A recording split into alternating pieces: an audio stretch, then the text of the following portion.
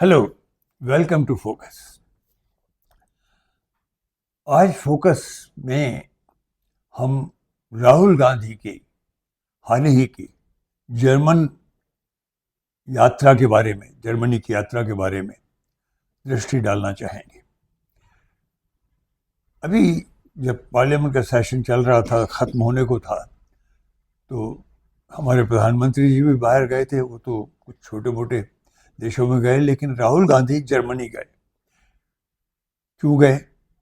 उन्हें एक international organisation, 117 देशों की एक संस्था प्रोग्रेसिव अलायंस ने बर्लिन आने का न्योता दिया था। पहले से मुकर्रर था, तो वो भी हमारी पार्लियामेंट का सत्र ख़त्म होने के एक दिन पहले 15 तारीख को जर्मनी गए। उसी दिन प्रधानमंत्री उनसे थोड़ा पहले अफ्रीका के कुछ देशों में गए। हमारे जो लीडर ऑफ अपोजिशन हैं, उनकी भूमिका क्या है? उनकी भूमिका सिर्फ पार्लियामेंट में सरकार पक्ष का विरोध करना नहीं है, या विरोध में जो पार्टियां हैं अपोजिशन की, उनका नेतृत्व करना ही काफ़ी नहीं।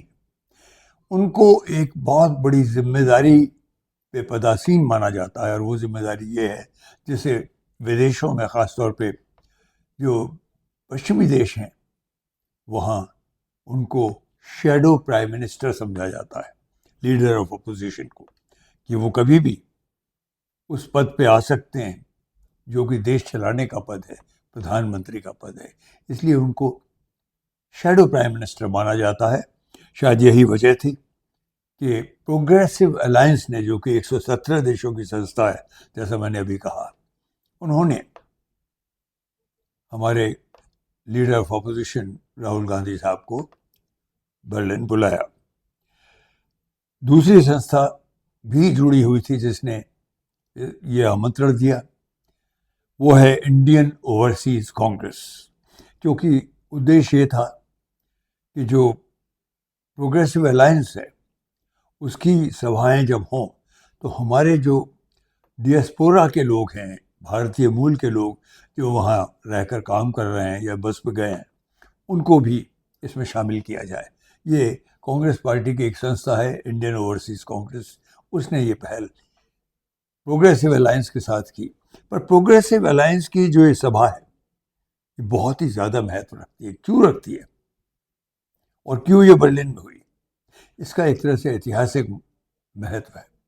सब जानते हैं कि दूसरे महायुद्ध में जो देश टकराए एक दूसरे से, वो किसकी गलती से टकराए? जर्मनी की गलती से। किसका शासन था वहाँ? एक तानाशाह का, हिटलर का। बर्लिन में क्यों हुई? शायद उसका महत्व ये भी है कि ये जब युद्ध विराम हुआ सेकंड महायुद्ध का, तो बर्लिन एक ऐसा शहर है जिसके टुकड़े किए गए, वेस्टर्न बर्लिन, ईस्टर्न बर्लिन। और अब प्रोग्रेसिव ताकतों ने आपस में मिलकर धीरे धीरे 20-25 साल लग गए उसमें, बर्लिन को फिर इकट्ठा किया, और बर्लिन अब एक साझा शहर है जैसा हुआ करता था। ईस्ट बर्लिन और वेस्ट बर्लिन अब नहीं रहे। जो बर्लिन वॉल कहलाती थी, उन्हें डिवाइड करने वाली, सोवियत पक्ष और नाटो वाला पक्ष, वो दीवार अब हट गई है।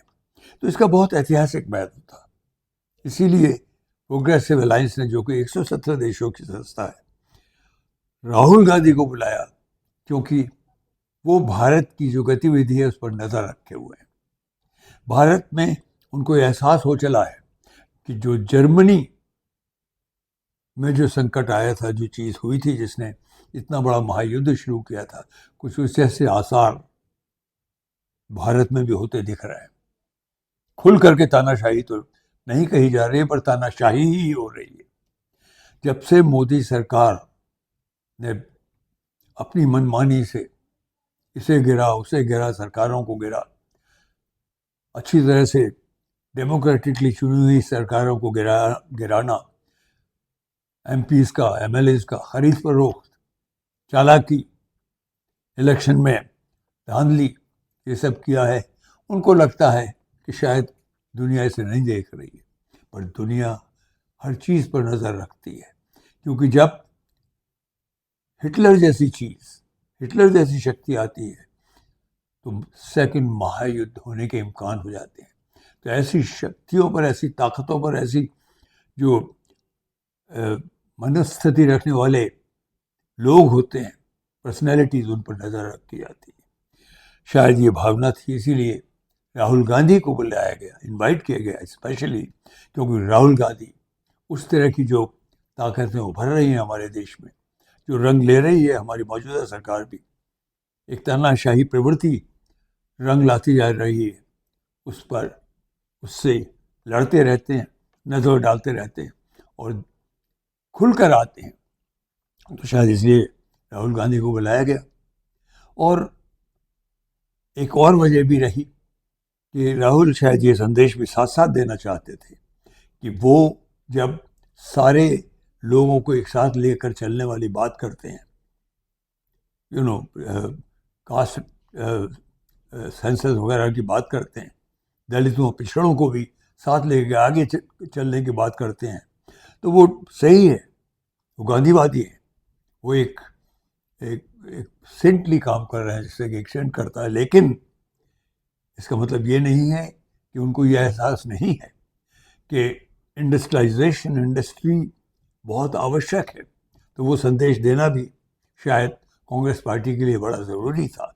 इसलिए उन्होंने म्यूनिख में जो BMW कार का मैन्युफैक्चरिंग की जो जगह है, जो फैक्ट्री है बहुत बड़ी BMW की, उनके न्योते को भी स्वीकार किया और वो वहाँ म्यूनिख में उस फैक्ट्री को देखने ही गए, जो नई गाड़ियाँ बन रही हैं नई टेक्नोलॉजी के साथ, लेटेस्ट, उनका मुआयना किया, कुछ गाड़ी एक दो चलाई भी, उनके वीडियोस भी आए, क्योंकि वो साथ के साथ ये संदेश भी भेज देना चाहते थे, ऐसा मुझे लगता है।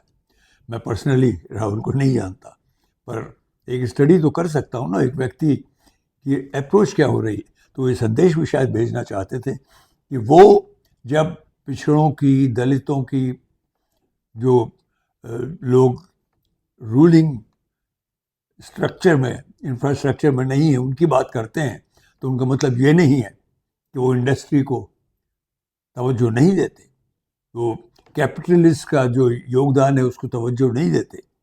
ये संदेश भी वो भेजना चाहते थे, इसलिए वो शायद BMW की फैक्ट्री में गए, उनके न्योते पर खुद गाड़ियाँ भी चलाई और वहाँ से संदेश दिए कि लेटेस्ट टेक्नोलॉजी का हमारे यहाँ आते रहना और इम्प्रूव करते रहना हमारे जो इंडस्ट्रियलिस्ट हैं, टेक्नोलॉजी को बहुत आवश्यक है। आई थिंक राहुल गांधी ने इस एक भी विजिट में जर्मनी के बहुत कुछ कह डाला, बहुत अच्छी बातें कर डाली। और ये जो मीटिंग थी, मेन मीटिंग जिसके लिए बुलाया गया था प्रोग्रेसिव अलायंस की तरफ से, उसमें जर्मनी के जो बहुत सारे MPs, लेजिस्लेटर्स, वो उनसे मिले, वो सब उसमें शामिल थे, उनसे मुलाकातें हुई। और थिंक टैंक्स जो हैं जर्मनी के, जिसमें एक तरह से इंडस्ट्री वाले आ जाते हैं, उनसे मुलाकातें की उन्होंने। और सबसे बड़ी चीज़ यह है कि बहुत ही इम्पोर्टेंट प्रोग्रेसिव, बहुत ही इवॉल्व मॉडर्न इंस्टीट्यूट है, हर्टी स्कूल इन बर्लिन, वहाँ भी वो गए। हर संदेश राहुल ने बहुत मैच्योरिटी के साथ, बहुत गंभीरता के साथ भारत की उठती हुई जो हमारी इकोनॉमी है उसका भी प्रदर्शन किया एक तरह से। और ये सही है कि उन्होंने हमारी जो आज के जो इम्कान चल रहे हैं एक फासिस्टिक, उस पर भी टिप्पणी की, और मैं समझता हूँ ये सही किया, क्योंकि वर्ल्ड इज ए विलेज, दुनिया एक विलेज माफिक हो जाती है आज की दुनिया में, जबकि इंडस्ट्रियलाइजेशन का, इंटरनेट का ज़माना है। छोटी से छोटी गतिविधि जो हम यहाँ करते हैं वहाँ पहुँच जाती है उसकी खबर। और इसीलिए जर्मनी के एनवायरनमेंट मिनिस्टर कार्लस्टन श्नाइडर ने खास स्वागत किया उनका और उनको जगह जगह लेकर गए। आज ये बात बताना समझाना बहुत आवश्यक है, क्योंकि जो हमारी मौजूदा सरकार है वो राहुल के इस विजिट पर तरह तरह की तीखी टिप्पणियां करने से बाज नहीं आती, डिविसिव, कि वो बाहर जाके हमारी बुराई करते हैं। अरे बुराई तो ये प्रधानमंत्री साहब करते थे। जब कहते थे कि लोग कहा करते थे कि भाई कहाँ जन्म ले लिया, किस जगह पैदा हो गए, छोटी गिरी हुई बात करते थे। राहुल अपने देश का, हमारी सोसाइटी का, हमारी प्रोग्रेसिवनेस का, हमारे प्रगतिशील होने का, एक तरह से नेतृत्व का, उसका प्रदर्शन करते हैं बाहर जाकर। I think I have so much happiness reporting on this one. And I wish Rahul great success. And I do know both Rahul and Priyanka बड़े नपे तुले ढंग से ना कि सिर्फ प्रोग्रेस के रास्ते पर आगे बढ़ रहे हैं, और साथ ही साथ ये जो बीजेपी के जो जाल हैं उनको भी भंग कर रहे हैं, उनको भी तहस नहस कर रहे हैं धीरे धीरे, जो कि बहुत लाजमी है हमारी डेमोक्रेसी की हेल्थ के लिए, हमारे प्रजातंत्र के सुदृढ़ रूप से कायम रहने के लिए। आज फोकस में इतना ही।